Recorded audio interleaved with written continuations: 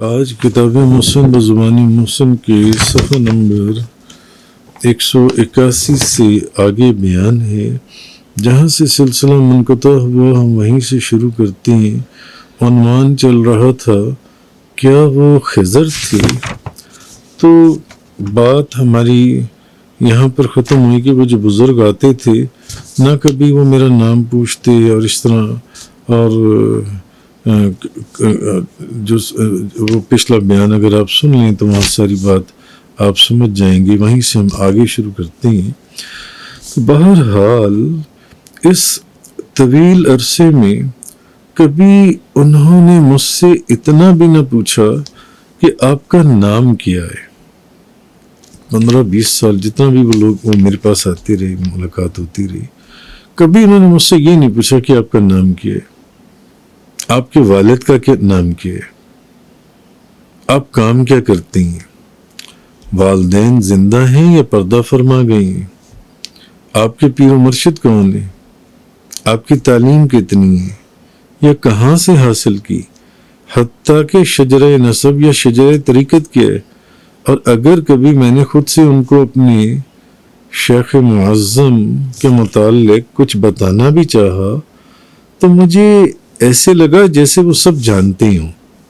اور میرا ان کو کچھ بتانا یا نہ بتانا ایک برابر ہے۔ کبھی سوچتا یہ خضر صورت کہیں خود خضر علیہ السلام ہی تو نہیں، جو میں نے پچھلی اپنی بیان میں ساری باتیں ریکارڈ کروائی، کیونکہ خضر ہی تو سب جانتے تھے، جبکہ موسیٰ علیہ السلام جیسے جلیل القدر پیغمبر ان کے پھٹا اکھاڑنے، معصوم بچے کو قتل کرنے یا گرتی دیوار کو سیدھا کرنے کی حکمت سے بے خبر ان پر اعتراض کیے چلے جا رہے تھے۔ بزرگوں سے سنا، کتابوں میں پڑھا کہ خضر علیہ السلام کے انگوٹھے میں ہڈی نہیں، لہٰذا جن اولیاء اللہ نے ان سے ملاقات کی ان میں سے بعض نے مصافحہ کرتے وقت یہ محسوس کیا کہ ان کی انگشت شہادت دوسری انگلی کے برابر ہے اور انگوٹھے میں ہڈی بھی نہیں۔ شاید اسی لیے جو لوگ ان کی تلاش میں رہتے ہیں یا جس پر ان کو شک ہو، اس کے انگوٹھے کی ہڈی کو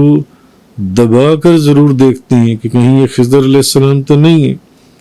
جیسے کہ 15 دسمبر 2020 ترکی میں استنبول سے 3 گھنٹے کی مسافت پر برسا میں خضر علیہ السلام سے منسوب 616 سالہ ایک قدیم مسجد دیکھی، جس کے متعلق مشہور ہے کہ خضر علیہ السلام وہاں نماز کے لیے آتے ہیں۔ چنانچہ آج بھی برسا کے لوگ نماز کے بعد اس مسجد میں موجود اجنبی لوگوں سے ہاتھ ملاتے وقت ہماری طرح پنجہ ملانے کی بجائے ہتھیلی سے دوسرے شخص کا انگوٹھا ہی پکڑ لیتے ہیں اور انگوٹھے میں ہڈی تلاش کرنے کی کوشش کرتے ہیں۔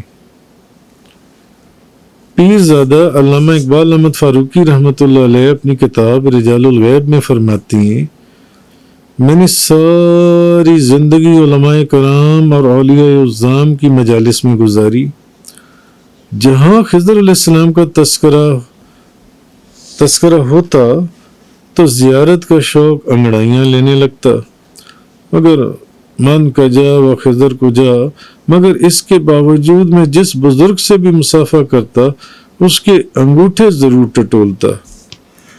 لہذا خضر علیہ السلام کی تلاش میں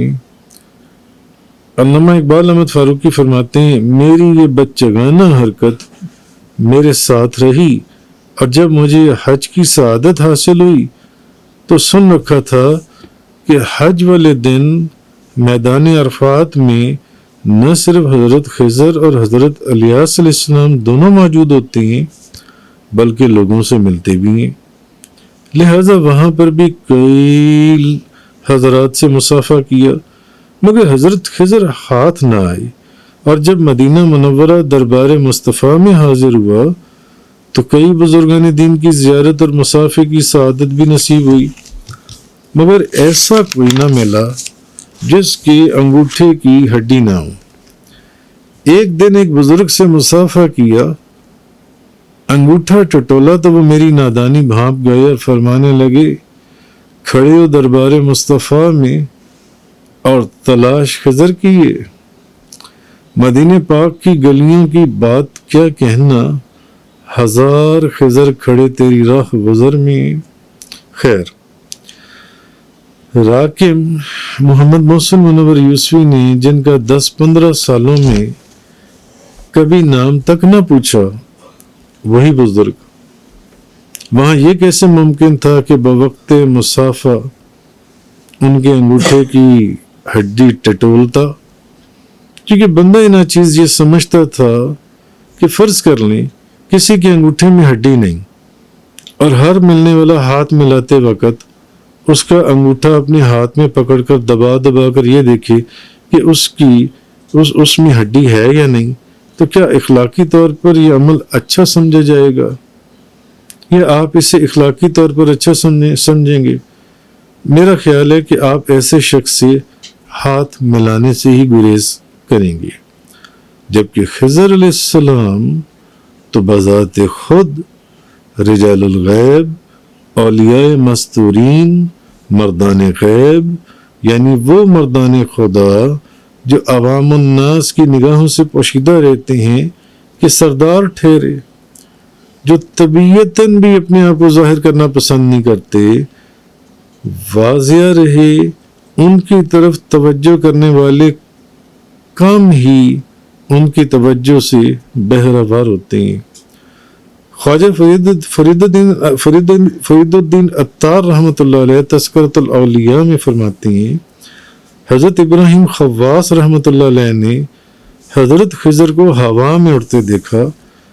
تو اس نیت سے اپنا سر جھکا لیا کہ ان کی طرف توجہ سے کہیں میرے توکل میں فرق نہ آ جائے، اور جب خضر ان کے پاس نیچے اترے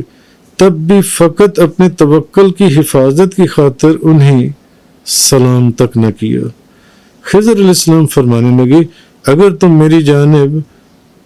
دیکھتے یا توجہ کرتے تو میں تم سے کبھی بھی ملاقات نہ کرتا۔ ویسے بھی راکم الحروف کے جس کی توجہ کا مرکز و محور ہمیشہ فقط محبوب صلی اللہ علیہ وسلم اور قبلہ پیر و مرشد بابا جی صاحب کی ذات بابرکات رہی، میرے قبلہ پیر و مرشد بابا جی صاحب حاجی محمد یوسف علی نگینہ رحمۃ اللہ علیہ، کہ جن کی نگاہ توجہ سے تاجدار دو جہاں نبی کریم صلی اللہ علیہ وسلم اور شہباز لامکاں شیخ عبد القادر جیلانی رضی اللہ تعالیٰ عنہ کی سچی اور پکی غلامی اور محبت نصیب ہوئی، وہ کیوں اپنی توجہ خضر علیہ السلام کی جانب کرتا؟ ملفوظات اعلی حضرت میں ہے کہ حضرت یحییٰ منیری کا ایک مرید دریا میں ڈوب رہا تھا، خضر علیہ السلام حاضر ہوئے اور فرمایا، اپنا ہاتھ میرے ہاتھ میں دو تاکہ تجھے نکالوں۔ وہ کہنے لگا، میں یہ ہاتھ اپنے مرشد حضرت یحییٰ منیری کے ہاتھ میں پہلے ہی دے چکا، اب کسی دوسرے کے ہاتھ میں نہیں دوں گا۔ یہ سن کر خضر علیہ السلام غائب ہو گئے اور حضرت یحییٰ منیری ظاہر ہوئے اور اس کو نکال لیا۔ اب یہ ملفوظات اعلی حضرت میں لکھا ہے یہ واقعہ۔ خواجہ خواجگان حضرت بہاؤالدین نقشبند رضی اللہ تعالیٰ عنہ فرماتے ہیں، میں بخارا کے بیابانوں میں رات کے وقت تنہا پھرا کرتا تھا۔ ایک رات مجھے ایک شخص ملا جو پشمینے کا لباس پہنے، گڈریوں کی سی لاٹھی اٹھائے گھوڑے پر جا رہا تھا۔ اس نے کئی مرتبہ میرا راستہ روکا اور کہا، بیٹھو کچھ دیر باتیں کریں، مگر میں نے اس کی جانب کوئی توجہ نہ کی۔ خواجہ خواجگان حضرت بہاؤالدین نقشبند، اور میں چلتا رہا۔ جب سید امیر کلال اپنے پیر و مرشد کی خدمت میں حاضر ہوا، آپ فرمانے لگے، تم نے خضر کی طرف توجہ کیوں نہیں کی، حالانکہ وہ بار بار تمہیں اپنی جانب متوجہ کرتے رہے؟ میں نے عرض کیا، گو کہ میں جانتا تھا کہ وہ خضر ہیں، مگر میرے ضمیر نے گوارا نہ کیا کیونکہ میری توجہ آپ کی ذات میں تھی۔ جزاک اللہ۔